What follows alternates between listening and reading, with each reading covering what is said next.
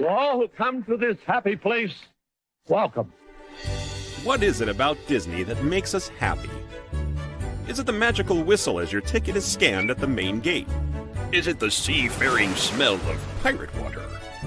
Or is it charting a course to a land where you may never grow up? Whether it's singing a familiar song, watching a movie, or riding your favorite attraction for the 100th time, Disney undeniably has a way to warm our hearts, believe in magic, and bring joy into our lives. This is Main Gate Magic, a podcast where we break down and discuss the infectious happiness, delight, and thrill of all things Disney.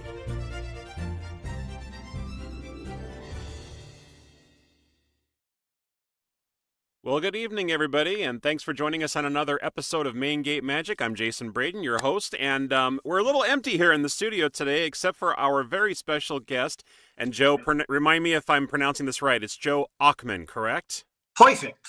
Perfect. Welcome to our show, Joe. Appreciate you being here. I'm glad to be here. I'm a little upset that nobody else wants to be with me tonight. I don't know what I did wrong. Well, you know, people have, we have lives and, you know, things that happen in our lives, and sometimes just stuff happens, and I usually we may be competing with someone else making a big speech or something tonight too. That's possible. Oh gosh, please, yeah, maybe that's happening as well. But you know what? I'll catch the highlights on the news tomorrow. I'm sure there'll be plenty of them to go by. But yeah, I usually have about 3 co-hosts. My wife, Lisa, I have a friend, Leah, and also Thomas. But Leah and Thomas had conflicting stuff, and Lisa, she's just not available tonight. So it's just me. But it's okay, because that's how we met. We can bond better this way. Anyway, we can continue our delightful relationship. And I will not feel so bad because everyone else abandoned us. Oh, that's good. I'm glad. No hard feelings, I hope.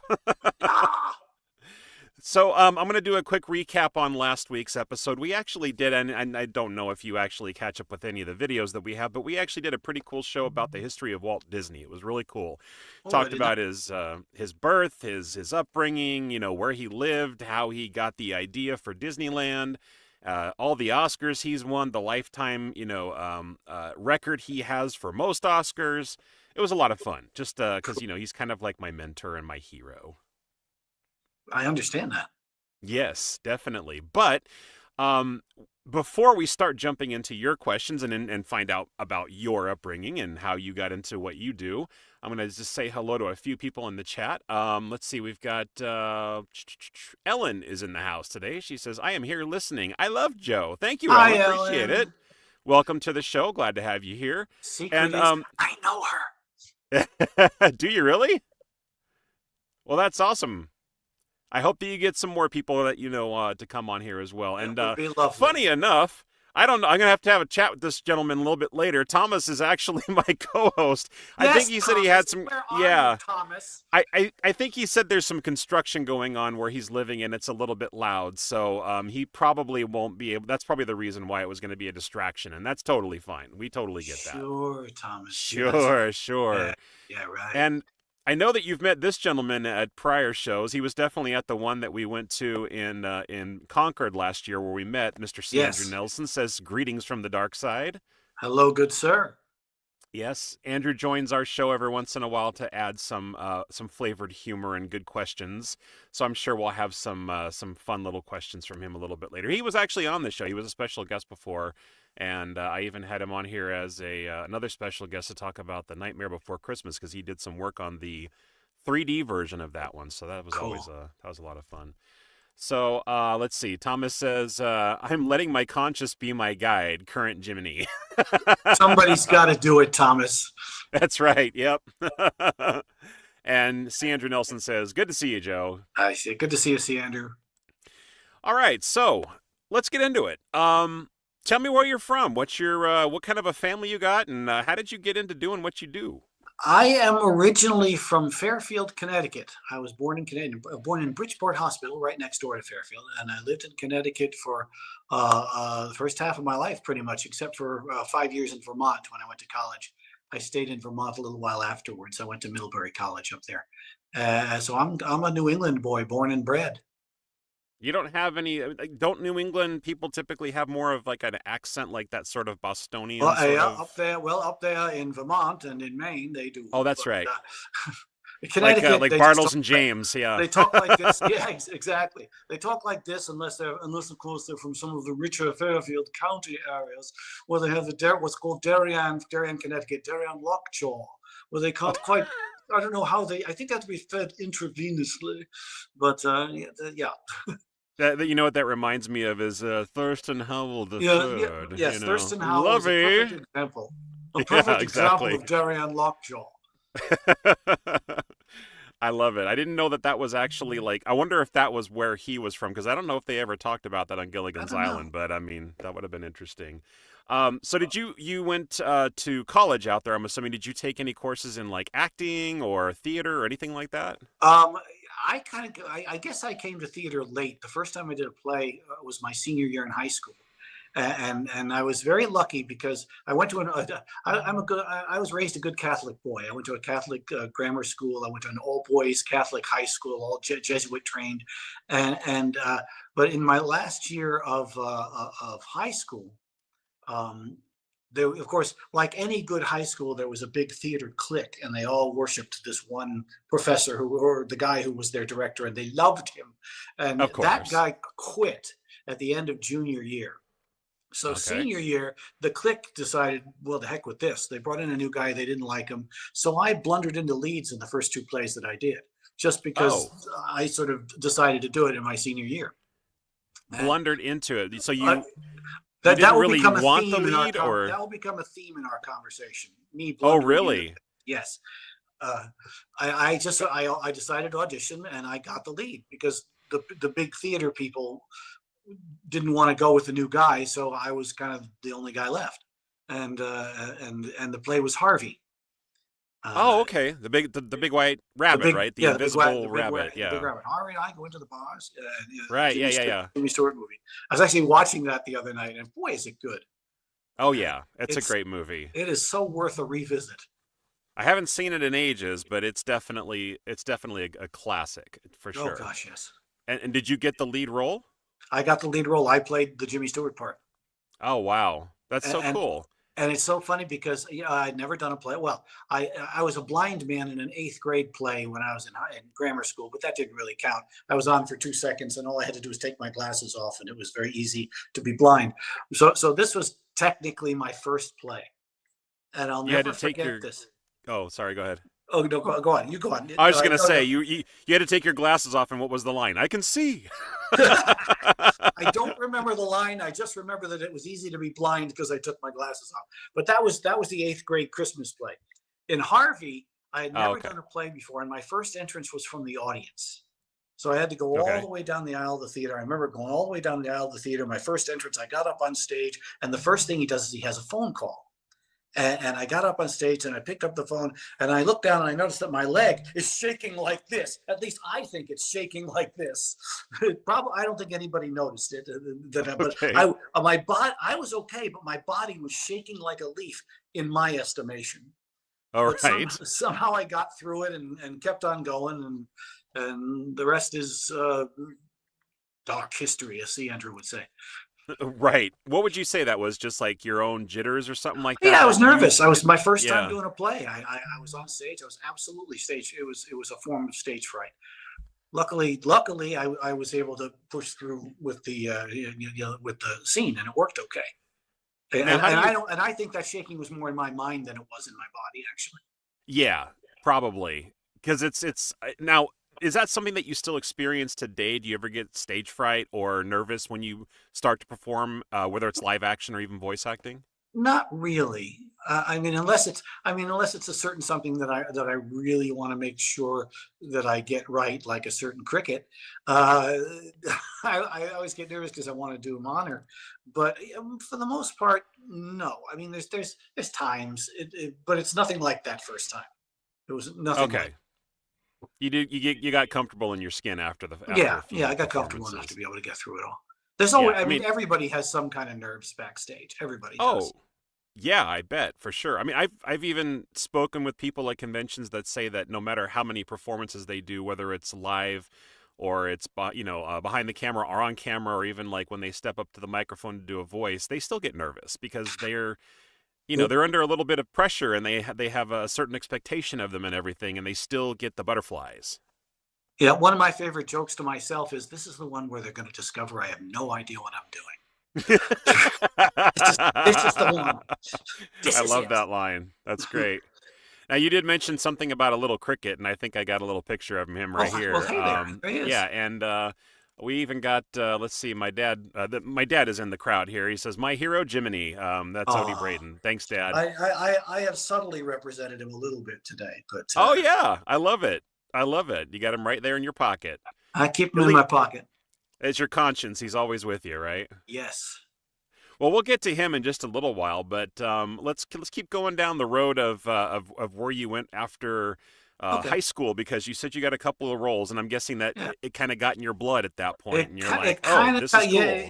I didn't know it got in my blood immediately, because I got a lead. I got a lead in the second play too, which was a Bertolt Brecht play. So it was a very deep German theater. Okay, I was going to say that one kind of went. The Resistible Rise of Arturo Ui was the play, the name of the play, and it's an allegory about the rise of Nazi Germany, actually. Oh my! And it was and I played Ui. I played the guy, and the director, in this case, it was a different director from the guy that everybody ran away from. He left after the one play. And then this guy came in, and he did this in our high school as a practice production for doing it at Yale. He was practicing on high school kids. It was so strange. Wow. So I got to be the practice dummy for a production at Yale. Oh wow, that's great. It's weird, and that's how that happens. And then in the summer I graduated, and I did a play. Now I'd gotten the bug, so I auditioned for a play in the summer for Man for All Seasons, which is a wonderful play, and I managed to get a really good part in that. And then I went to college to major in psychology. I had no intention of being an actor professionally. I thought, what a dumb idea! You got to have contacts, you got to know people, you got to have talent. There's just no way. So I went to college at Middlebury, and the psychology department there was unfortunately all experimental. So it was all like probing rats' brains with electrodes, and the idea of hurting animals, I couldn't do it. So I dumped out of that, bounced around for a while, was a sociology, anthropology major for a while, but then ended up being in the English drama department and majoring in theater, because I learned all the same things in psychology and didn't have to do a thesis. It was great.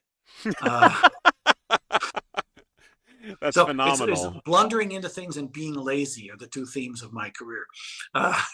Hey, you know what? You either fake it till you make it, or you eventually come across the right paths, and you just choose the right one, and you end up where you are. I mean, I promise you, in all of that, there was a lot of work that I did to get where I needed to go. But there was laziness and blundering that were the first steps. So I'm not sure. That doesn't sound lazy at all. That sounds like you actually chose a few different things, and you had a bit of a change in your path that you took on your own. That does not sound lazy to me, but I suppose you're right. I suppose that's a good I know that's probably how it feels to you, but that, I mean, for the way that I'm hearing it for the first time, no, that's I'm bemused. I think I'm more bemused when I think about it that way. Oh, okay. It's sort of like I can blunder into this. I can respect that. And then Andrew, I don't really know the stuff that you were talking about as far as the role you did for Yale, but Andrew says Brecht is some heavy stuff. See, Andrew is right. See, I can be dark too. See, Andrew. That's right. But once again, still, theater was something I was having fun with, but it wasn't what I had planned on doing, because I thought, what a dumb idea. I discovered radio while I was in college, and I loved it. I ran a radio station. I got to do that, all that wonderful freeform 60s and 70s style radio, where you could basically play anything you wanted, and I could create art in the music shows. I loved that. That's what I wanted to do when I got out of college. So what kind of a DJ were you? A not very long DJ, because when I got out of college, all the stations were going automated. It was it was all done out of a place in Texas, and it would basically be, they'd play songs, and then an automated voice would go, "That was the Rolling Stones with Heartbreaker, do do do do do," and Jim Croce with "I'll Have to Say I Love You in a Song." And so I looked for jobs a little bit, and I remember I was driving on my way to the one freeform station in Connecticut that I really loved. It was my favorite. I was bringing an air check, ready to go. News hour comes at 12. After news, it became an automated country station. Wow. I turned I around. feel like that happens to radio stations all the time. It's like when you see it disappear, what happened to it? Oh, it turned into a country station. Yeah, yep, inevitably. Yeah, there's even some channels out here in the Bay Area that I used to listen to when I went to work, and just it seemed like overnight it just happened, and I'm like, wait a second, why am I listening to country songs when I used to be listening to like classic rock or something like that? Well, country is a pretty, I think it's a stable radio way to go. I think, and it makes sense. Yeah, it's just a bit of a slap in the face when you're so used to one thing on a day-to-day, and then all of a sudden, boom. Tell me about it. I gave up a career because of it. Right, yeah, exactly. Yeah, that affected you more than anybody else that was listening, I'm sure. So, what about your family? Are you the only person, like only sibling, or do you have brothers, actually, sisters? I had a big family. I had 2 brothers and 2 sisters. They've all passed away, sadly. But Oh, I'm so sorry. that's okay. You didn't know. Yeah, I was the middle child. I was the guy that sat in there and watched the first 2 mess up. And then I'm not going to do that. I'll just sort of sit here and I'll just sort of like hide back here for a while and watch the other 2 mess up. Right. And that's kind of what I did. Gotcha. Andrew commenting on the country says, "Be one with the twang." The twang is with you. The twang is with you. Hey, and speaking of chats, everybody, those watching, don't forget that you can actually put a comment in there if you got a question for Joe. Let it fly, even if you just want to say hello to him or something like that. That's what we create this for. That's the reason why we have this live streaming, so you can bring all the questions that you want to bring. So, all right. So, at what point did you say, okay, I'm done with college out here, and I know I want to be an actor. I want to pursue this a little bit further. I'm assuming at one point you moved to the West Coast. Is that correct? Yes, but first I did when I decided to do acting, to do it as a career. I decided, because I did another play, got a review that kind of surprised me because it was so good. And I said, well, I didn't really know where I wanted to go because I'd given up on radio. I tried another thing and decided I didn't want to do that. And I said, well, let's just try this for a while and see what happens. I can always find something else. So I decided I was still in Connecticut. I decided that I would commute down to New York, taking a commercial acting class. I was working on a loading dock at UPS at night, so I would have my days and evenings free. And I started to study commercials first because I figured this face is going to get commercials first. All right. A character guy, and that turned out to be true. So I worked out in New York for 10 years, doing commercials, auditioning for theater, doing a smattering of theater, very little voiceover because it wasn't really in what I was thinking about. It wasn't on my radar, much like acting wasn't on my radar. But the world pushes you in directions sometimes. Says, "Go do this." Funny how that happens. It's true. It's true. So yeah, I decided to give it a try, and I decided to do the commercials, and I had fun. The 10 years in New York, I loved doing it. I just loved it. I loved pounding the pavement in New York, going from office to office, dropping off pictures. I loved the energy of trying to get work in New York. Oh, that's great. And I was very lucky that I did. So. And then that was all during the 80s pretty much. And then around in 1991 I decided to come out here and give it a shot.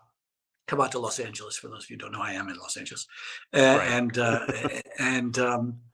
To give it a shot. And actually that was kind of funny too, because I was still working for UPS to support myself, because that part of me that thought, what a dumb idea being an actor, you're never going to make any money and blah blah blah. I always kept the UPS job so that I would have health insurance, even though I earned health insurance of for course, acting. yes. I was double dipping on health insurance, but I was working there. I was working like a dog. I was working at night. I was never sleeping. But I finally told them I want a 4-month leave of absence to go out to LA and see if I'm marketable there. So they gave it to me. And I went out and I did the 4 months. And 2 days, the idea was to get an agent. And 2 days before I left to come back to Connecticut, I got an agent. Oh, wow. So you took just the right amount of time out there, didn't you? Yeah. So I went, okay, now what do I do with that? So there was a contract negotiations going on with UPS at the time. So I used that to my advantage to say, because they wanted to be nice to us. I said, I need another 4-month leave of absence. And they gave me one. And I went out again for another 4 months to LA. And this time the idea was, let's see if I can get a part on a TV show. All right. And literally 2 days before I left, I got a part on a TV show. That's phenomenal. I love I it. did That's the part. great. I did the part. Then I went back and I asked them for a third time, can I have a 4-month leave of absence? They said, no way. So I quit. I quit. I drove cross country, came out here, and figured, what the heck, let's go. Right. C. Andrew says, timing is everything. Absolutely. It is indeed, C. Andrew. 100%. He's Odie says, you've got to learn to stick to it no matter what. And he keeps putting stuff in quotes. I'm wondering, what is that from? Is that a Jiminy quote, I wonder? Probably another Jiminy quote is what I would That could guess. be. I wouldn't put it past him. And then your friend Ellen here is asking a question. Does the family dynamic that you were speaking to earlier give you fodder for your acting? I think so. I mean, everything we are and everything we do and every emotion we feel and every experience we have gives us fodder for our acting. So Yeah. I mean, I use my relationships with my family all the time. And I coach actors too, and I always tell them to, find the people you love. Remember what it feels like to love them, or what it feels like to have emotion, or that dynamic you have with a brother, where you finish each other's sentences, but you're yelling at each other, and every little thing pushes a button, and then suddenly it switches, and you're laughing like maniacs. Right. Family is always fodder for what you do, and in the best possible foddery way. I think family, friends, work, anything you can pull from, right? Yeah, every emotion you've ever had. The beautiful thing about acting is everything we are and everything we feel and everything we do is useful in a positive way to help other people, to have a catharsis, to learn, to laugh, to have entertainment, to get them through whatever's going on in their lives. Right. Any pain I've had, I can use it in a role, and that's going to help somebody else. So, and maybe dissipate a little bit of the pain while it's at it. So, That's so crazy how you can go through something tragic in your life, but use it for something positive later on. I will There's confess, a huge dynamic on there. I will confess, every once in a while in my life, I'll have something happen like that, and I'll get to the end of it and I'll go, oh, I can use this.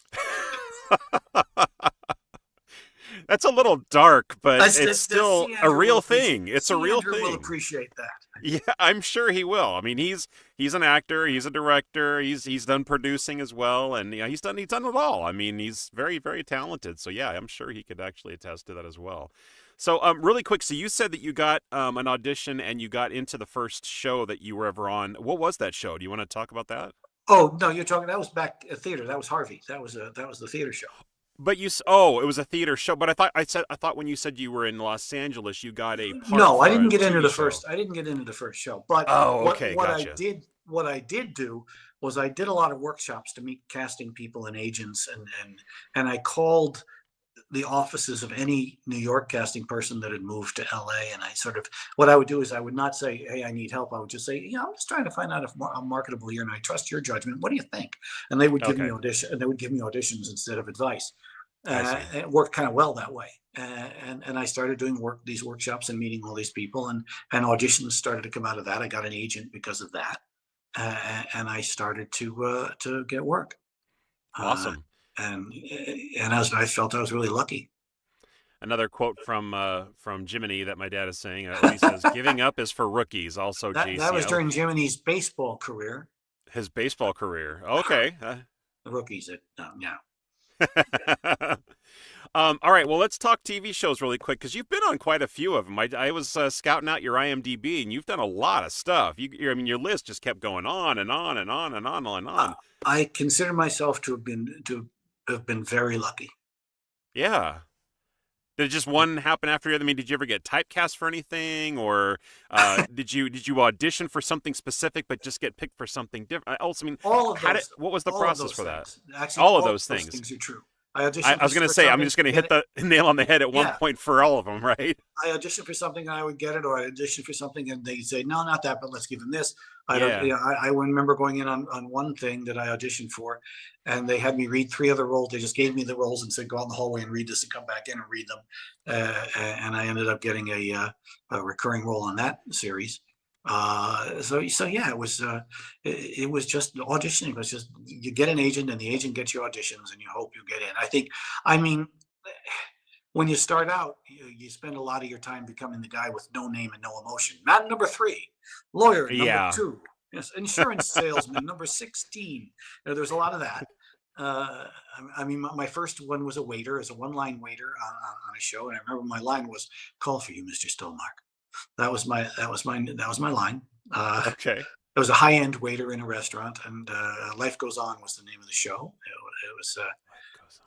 It was a That was the one with the name of the character was Corky, right? yeah, yep, Yeah, yep. it was a guy, an actor with Down syndrome, I remember, and Yes, I forget his real name, but I I used to forget his watch real that all the name, but Patty time. LuPone was in that too. So Yeah, yes, yeah, I good used to show. watch that one. Phenomenal. That was my Um, very first series that I got, oh, and that was my excellent. only line, and that was it.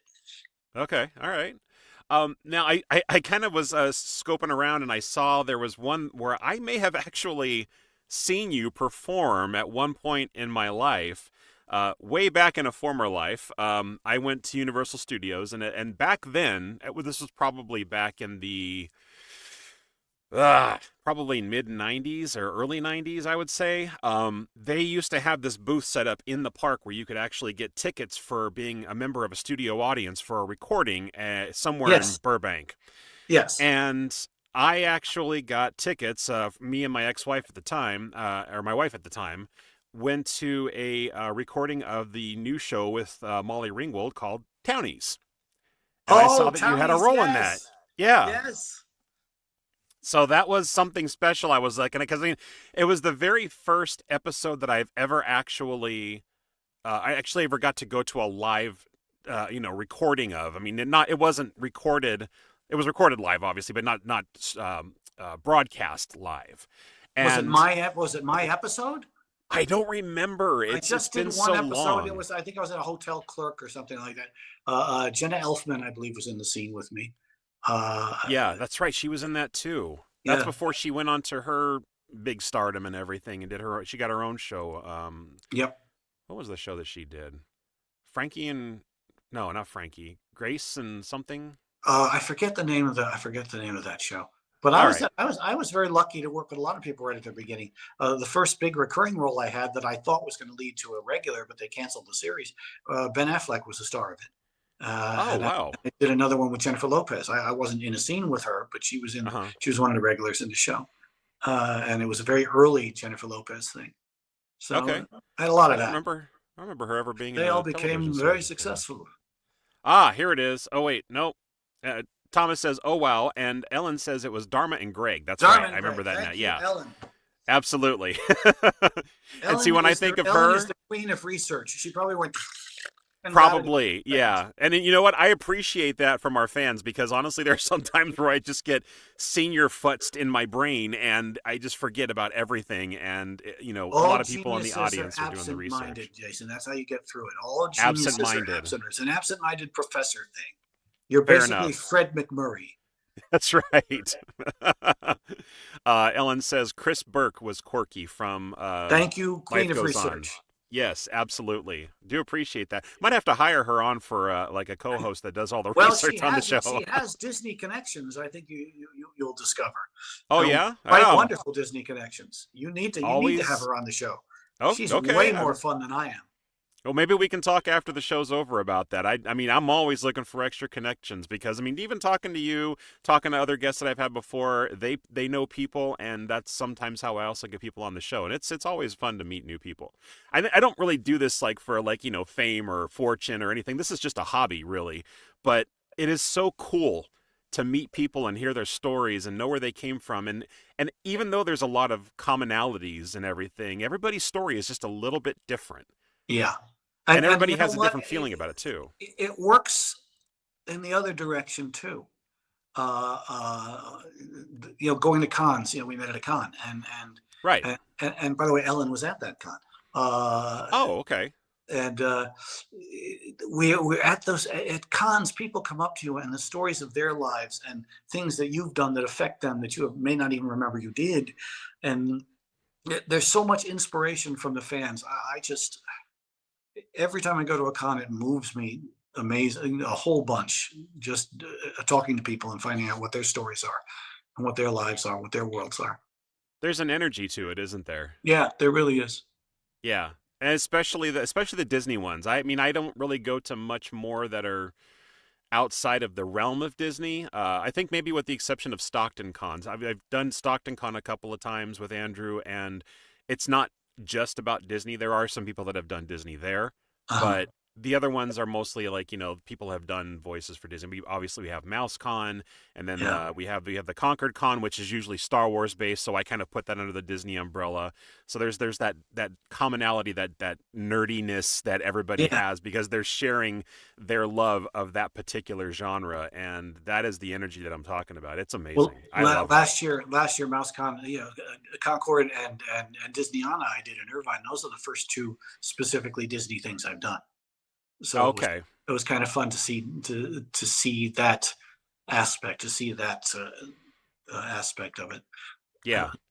It's a good family vibe because I think a lot of the people there know each other. They're kind of regulars. They go to these things a lot. But then there's the new ones that come over, and then it's like, I see people's eyes light up when they realize, that the person I'm sitting next to was actually wearing the suit of Darth Vader for 12 years of his life. So it's that kind of thing that's just super cool to experience. Do you have a story that you've never told anybody on this thing that's about one of those moments? Oh wow, I'm being interviewed. Yeah, How I just crazy. decided I'd flip it. It's time to flip it. Well, while I think about an answer for that, Thomas says Disney nerdiness is a core value. I wholeheartedly agree with that. I mean, that's how I met Thomas. I met him through a friend of a friend who was a Disney cast member, and she recommended that he could be a good co-host for the show, and lo and behold, here we are. But there are many, many moments that happen, and I think it's the ones. Actually, I'll pick one. We went to a show in Turlock recently, and or was it Turlock? It was either that one or it was the one in Sacramento or Stockton that we just did recently. And Andrew, if you're still watching, you can kind of chime in on this if you remember. But a girl was like a huge fan. She came up with her other girlfriend, and they were dressed up in costumes and stuff like that. Fairly young too, and Star Wars is not a young movie. There's a lot of new stuff in the universe, but the original stories go back fairly far. I mean, 1977, I think, is the first one that ever came out. So the moment that she came up, there were already tears in her eyes. She didn't even say one word yet. And she's just like, oh my God, oh my God. And I'm like, Andrew and I have this thing where we say, this is the one. This is the one. This is the reason why we come to these things. It doesn't have to be a bunch of people. Sometimes people just talk. They don't get autographs. Sometimes they get autographs and barely talk. It's the ones that have that emotional response and that connection with you. The moment that they walk up to the table that you can feel rather than see. I have that makes had it all that same worthwhile. connection, and that really is. I say exactly the same thing in my head. That's the reason that I'm doing this. That's the reason I'm here. That's great. Yeah, I love The weirdest part of it, though, is when they come up to me and they tell me that it's something that the thing that moved them and changed their lives so much is the thing I don't remember doing, because it was probably some anime where I walked in and I said, "Here's a picture of the guy. Go. You can make up a voice. That's good. Go." Which is very often how anime happens. Right. I wish I knew. I mean, someday I hope to get to do an anime role, but not quite yet. Because I don't know if I told you or if you remember me telling you at MouseCon, I do some voice acting as well. Yes. More as we get into our company Adventurous Ideas and everything, which I know Andrew talked to you about and everything. But that's something that I'm definitely looking to explore and hopefully be a bigger part of the world later in life. And Andrew says, 1977 was the year Star Wars came out. Thank you, Andrew. I knew it was later than 1970. I thought it was 76, but what do I know? Yes, the force is strong with him. I mean, I'm in podcast mode, and like I said, I've got the little, brain farts, so that's what I rely on everybody else for. So yeah. So what about other TV shows that you did before the year 2014? Because I think that is when you sort of stepped into the shoes of Jiminy Cricket. Am I correct? I believe it was 2014. Yes. Okay. So what other shows? Or 2016. I'm not quite 2016? sure. Okay. I'd have to look that up. So do you have any memorable moments from any of those? I mean, I know there's probably like thousands of memories you could probably pull from. Tons of memorable moments. I did Seinfeld I saw that too. Yeah. And that was a funny one. I tell this story a lot. I probably shouldn't tell it again. But I've never heard what it. the heck? That's true. I had a short scene with Julia Louis-Dreyfus, and we're basically she's confronting her ex-boyfriend at his book signing, and they get in a big argument over the fact that they're wearing the same glasses, which is quintessentially Seinfeld. And I'm standing behind her waiting to get my book signed. And my basic thing is, look, I'm trying to get this signed all day, and she takes the book and she signs it, and then sends me on my way. And even though it's his book signing, so that was so that's the bit. So did you get to keep the book? No. Oh, damn. But I was wearing my own clothes. I got to keep those. Oh, okay, that's good. And of course, I was playing the fantastic character of Man, and Man. But we rehearsed the thing, and Seinfeld went very quickly. And what they would do is they would do way more than they needed to do. They probably do about an hour and a half worth of stuff, and then they cut it down to an hour, an hour worth of stuff, and cut it down to a half-hour episode. Sure. So there's always too much stuff. So we rehearsed. They gave us a whole bunch of new stuff to do, and said, "Okay, we're giving you this stuff. We don't have time to rehearse. You come back, and we'll do it when we shoot." So we all go away. The live audience comes in. They're shooting it like theater. They're shooting live thing to live thing to live thing. We get on. Julia and I get on set. We look at each other. She says, "Joe, do you have any idea what we're doing?" Because we didn't get to rehearse whatever the changes were. And I said, "No, do you have any idea what we're doing?" She said, "No." And then they said action. And we it's time for improv, ladies and gentlemen. And there wasn't a whole lot of improv, because we just sort of went back to the original thing, and that's what they kept, which is okay. And it's funny how that happens a lot in television. I did an episode of Will and Grace where I auditioned for 3 roles: a 2-line role, a 1-line role, and quite a big role. So I booked the 2-line role. At the end of the table read, they cut it down to a 1-line role. Then the next day they fired the guy that had the big role because they cut the scene. Then the next day they decided they want that scene back, so they gave it to me. Then then when we went to actually shoot live in front of, they handed me another speech to memorize as we were going to camera. So I had to memorize this whole new scene. So I had an extra scene besides the big scene. And then when they edited it all down, it was just the 2 lines. All right. Well, I mean, they got there eventually, right? That's sitcoms. Right. Yeah. And what's crazy too is that those episodes that you see, I mean, like, I'm going to give Townies as an example because it's the only example that I have. Yeah. We were probably there in the studio for, I would say, 5 to 6 hours. Yep. It was a long night. We didn't get home until very, very late in the evening. And all of that for just a half an hour episode. Actually, technically 22 minutes because of commercials. Commercials, right. Yeah, exactly. That is 100% true. Yep. Andrew says, wow, ain't showbiz amazing? Yes, it definitely is. It certainly is. And then Ellen says Joe took on Jiminy in 2014, according to Wikipedia. That's I told you, Ellen. Now, by the way, just a little fact. As long as we've got Ellen here, she is not only an encyclopedia, but she is also the person who plays Captain Phasma when Gwendolyn Christie doesn't. In voiceovers. Wow. Okay, Ellen, how would you like to be on the show? That's into the Star Wars universe, right? So I mean, that's just that's not. She also was, when they started Wonderful World of Color at Disney. She was the first voice you heard. What? A Disney park announcer? Yes. She says, "Yeppo." Where is it? There it is. Wait, no, that's Okie Dokie. Okay. Oh, that was. Oh, she's saying Okie Dokie to the show. Okay, excellent. Yes. I got another special guest. Thank you, Ellen. Today on the show, Joe is going to push Ellen Dubin to get on the show. As well he should. She's also more fun than a barrel of monkeys. You're going to enjoy her. Andrew says, bravo, Ellen. I'm surprised that maybe Andrew was the one that had the influence to tell her to agree to it. Like, you will go on Main Gate Magic. Is he using that sort of dark C. Andrew stuff again? Right. Yeah, exactly. Yeah, it's powerful stuff. Was Ellen the one that was sitting next to you at the show? Yes. So we have met. You have met. We have met. Okay, excellent. Awesome. Well, that kind of ties it all together. So speaking of tying things together, I mean, we might as well go ahead and get to the guy that we pulled you on this show for, the one that actually fits with the theme of our show, Mr. Jiminy Cricket. Oh, yes, that's right. Yeah. So How did you? I mean, why did they need a new voice for Jiminy? Let's talk about that. I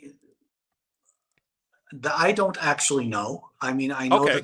I know that what it says in Wikipedia is that the person who preceded me decided to retire, I think, Okay.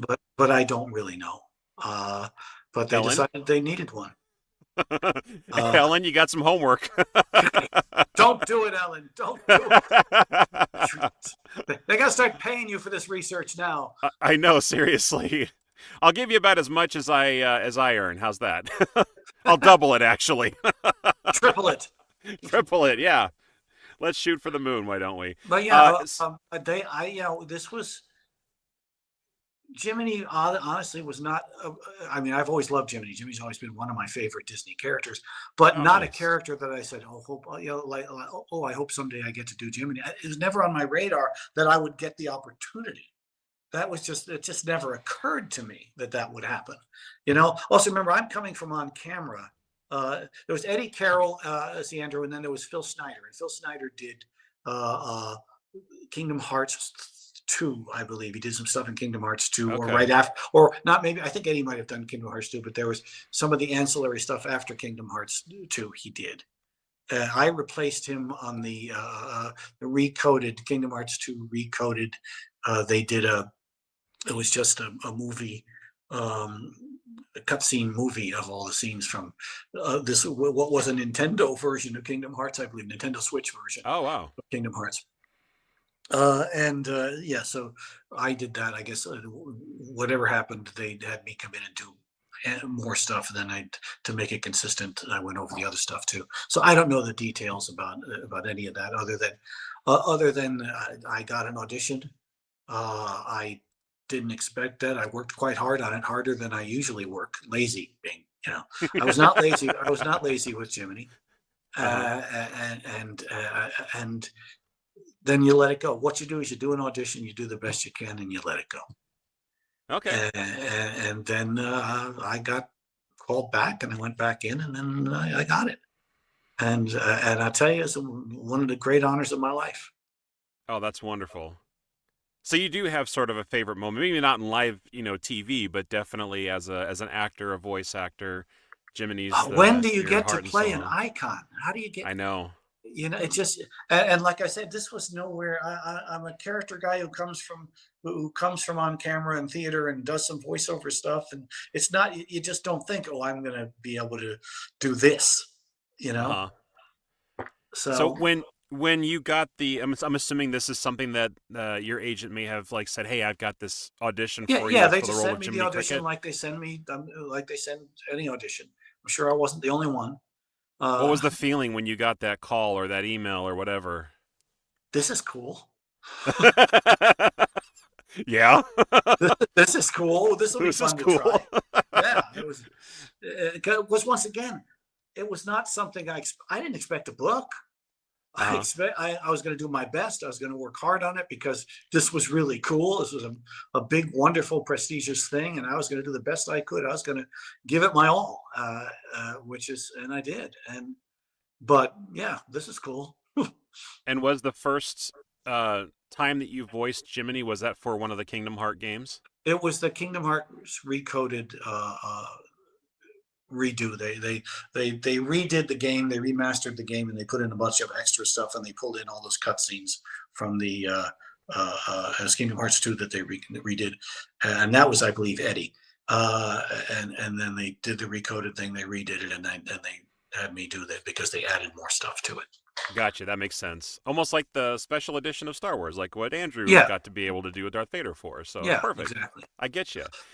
Now, did you ever get to do the voice of Jiminy for any of the Disney parks at all? Because I feel like I've heard his voice here and there throughout the parks, or was that Not in Disneyland. somebody else? I believe it's all still Cliff. Okay. I believe it is. That's my assumption. Okay. I did a thing for Paris Disney. Mm-hmm. That was some special anniversary thing. Recording in English? Yes. Okay. And I believe there is a ride in Disney Tokyo where I'm the one that says fasten your seatbelts and stay in your seats and all that stuff. I believe. Oh, that's so neat. I Which is wonder if cool. it's. Do they have a Pinocchio ride out there? That's what I'm wondering now, because I know that I there's a don't know what Pinocchio the ride at ride. I don't know Disneyland. what the ride is. Okay. I I don't keep remember. telling people that's kind of like the one of the things on my bucket list is to go to the international parks, because I've been to all the ones in the U.S. With the exception of the studios in Florida. That's the only one that I haven't done. But Magic Kingdom, Animal Kingdom, Epcot, Disneyland, California Adventures, all of them. Those Get to are Shanghai. Get to done. Tokyo. Get a move on. Yes, I know. Like I said, bucket list. So if I ever get to have a little bit of extra fundage, or maybe when I retire, it's going to be time to take a trip and do all the different parks out in.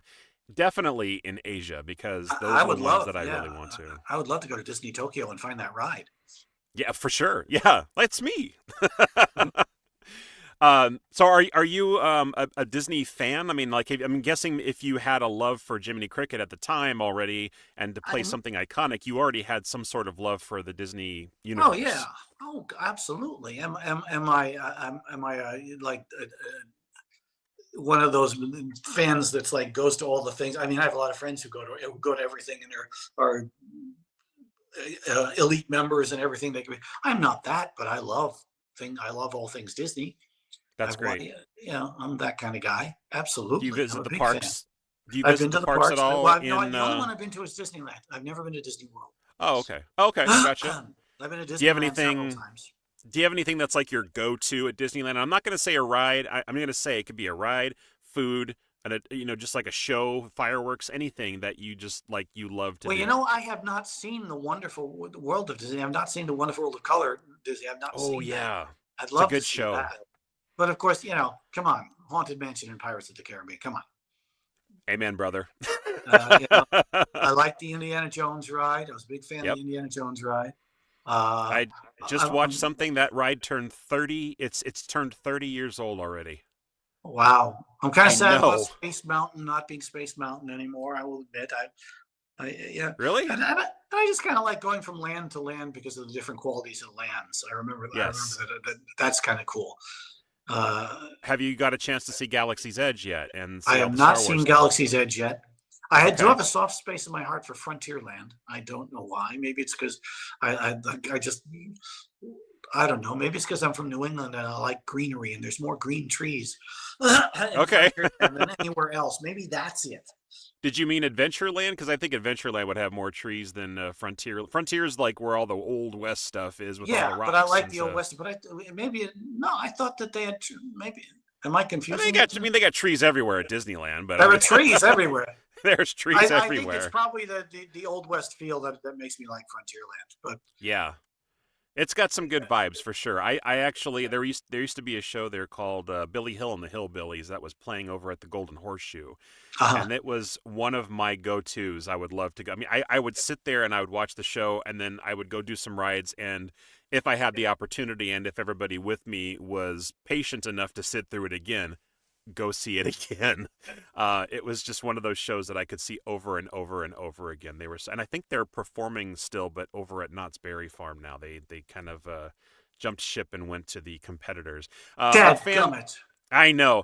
Our number one fan, one of our number one fans, Patricia says, "I'm here a little bit late, but made it. Glad to see you, Patricia. Good to see you."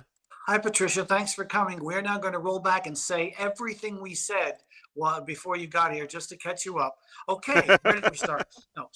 Uh, we have a joke when we do Adventurous Ideas meetings that when we start the recording, we always begin it with, "All right, well, that's the meeting. Hope everybody enjoyed it." For those who wanted to watch it later, we just kind of mess up and, tell them that, yeah, anyway, it's an inside joke.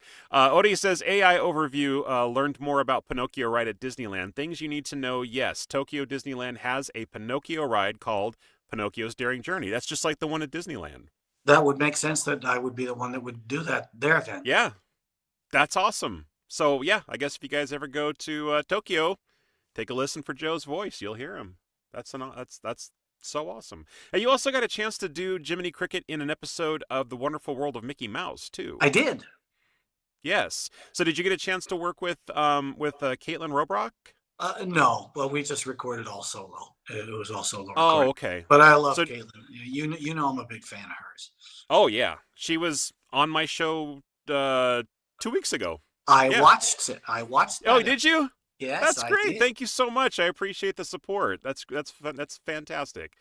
Um, yeah, no, she was awesome. And so when you do your recording for anything nowadays, are you mostly recording from home, or do you still go to studios? I'm going into studios now. For a while, I did it at home. There's certainly stuff I did at home. I believe I did Wonderful World of Disney at home. Okay. Wonderful World of Mickey Mouse, I mean, at home. Yeah, I Wonderful World of forget which Disney. one. I used to watch Wonderful when I was a kid every Sunday So night. did I. Every Sunday night at Sunday 6 night. p.m. Yep, That, it that was that a was tradition. appointment television. Yeah. We had a tradition. There was this place that I used to go to, because I'm from Southern California originally. I was born in Upland, and I lived there for about, I'd say, my first 16 years, and then I moved up to the Bay Area. I've been here ever since. We used to have this tradition. There was this kind of Taco Bell-ish place that used to serve, like Taco Bell style food, but they also served hot dogs and hamburgers. It was called Mia Taco. You're making me hungry now, but go I ahead. know, sorry. I haven't had dinner yet either. Probably why I'm going to food, so I appreciate you bearing with me here. We used to eat there, and then we'd come back home, and just in time for 6 o'clock to hit, and we'd all watch The Wonderful World of Disney. It was like a sort of family tradition for a while, so definitely something that lives in my heart. Yeah. We used to watch it every night. Every Sunday night. It was wonderful, and I don't know that we had a bunch of traditions connected with it. We weren't like a tradition family, but we all loved watching it. So Yeah. it was just pure love. It was pure love.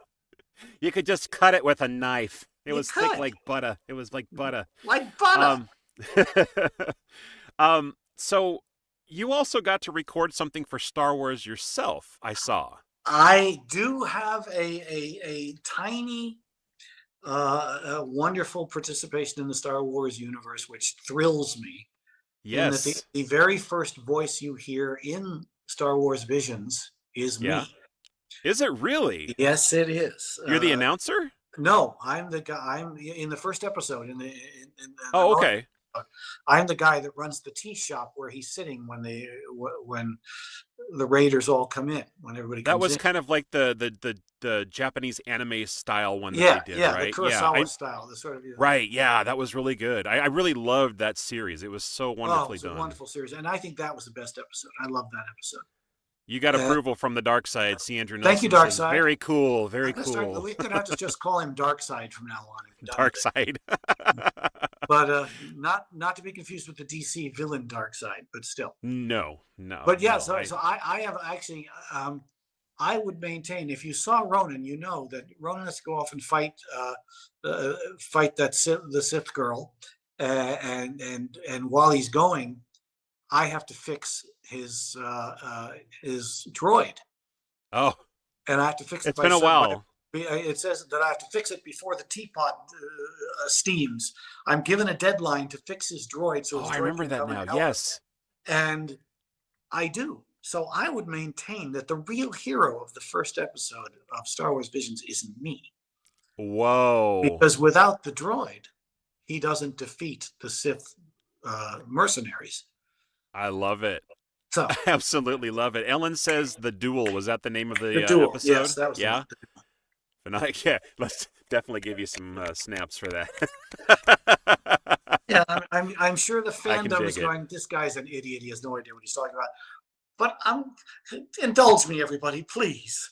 I will definitely indulge you on that. And you know what? Because of that, I need to rewatch it now because I need, Well, I you need to be gotta able to watch go it, like, oh, and I I know that expect- guy. I expect a message when you watch it. I did get to invent a language a little bit. Did you? Yes, that was fun. Okay. That's cool. Now, is it just like a language or just like a really, like an accent that you did? No, he speaks Oh, and that's- he speaks an actual foreign language. He speaks in an accent, but he Oh. also speaks his own language. And there was definitely gotta phonetic stuff, rewatch but it. I believe there was some extra stuff I threw in there too. Oh, Ellen says you also played Trooper E in that episode. See? There she is. Just a plethora of information. I love it. Yes. And I was in several other episodes too, Ellen. Don't forget those. I'm sure she hasn't. I'm sure she'll bring it up in the future. But I can't believe we're actually getting close to the end of the hour here. I can't believe how much this is for. I talk too fast or something. No, it's just the nature of this show. It's something in the universe that just I don't know. When you get we into tend that to always place where you vibe with everybody. And you sit back and relax and just chat. It's over. See, sometimes I wish we were in more of a personal setting. You know, Jim Cummings does his show, and he actually has people in his studio or home or whatever, where they just chit chat for however long they chit chat for, and then cut it down to whatever the episode is.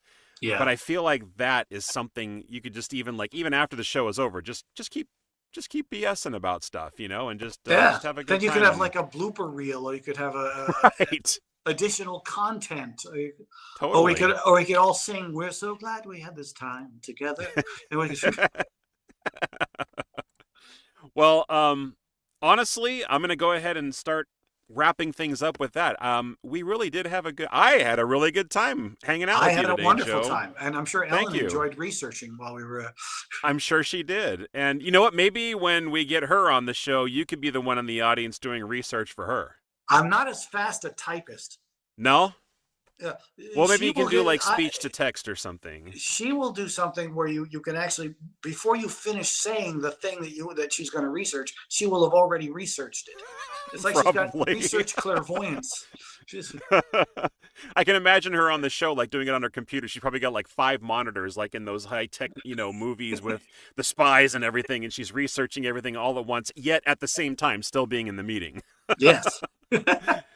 Andrew says that was terrific. Thank you, guys. Yeah, thank you, Andrew. And Ellen says great show. And Odie says great show. Thanks. Yeah, this was a really great show. Before we say goodbye, though, Joe, did you want to talk about any upcoming appearances or any projects you're working on that you want to promote or just tell everybody about? Everything that I have is NDA'd up the wazoo, so I can't, unfortunately. But there is stuff coming up. Keep your eyes open, keep your ears open. There is stuff. We will. And I think I just want to say I'm very grateful to be able to do what I get to do, and to be to be able to play in a Disney pool is so cool. And it also allows me to meet really nice people like you and have nice conversations like this. And thank you so much. I appreciate that. I am deeply appreciative of as well.